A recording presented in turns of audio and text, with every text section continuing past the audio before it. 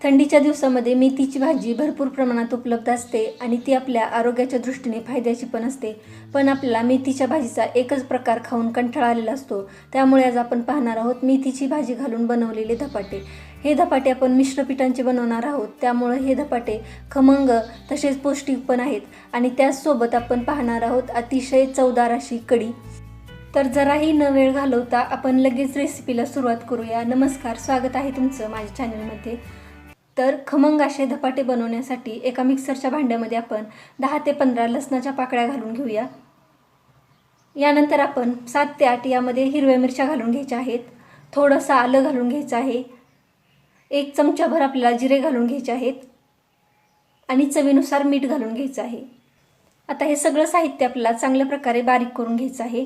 तर इथं आपण हे सगळं साहित्य छान असं बारीक करून घेतलेलं आहे. आता यानंतर आपण एका ताटामध्ये 2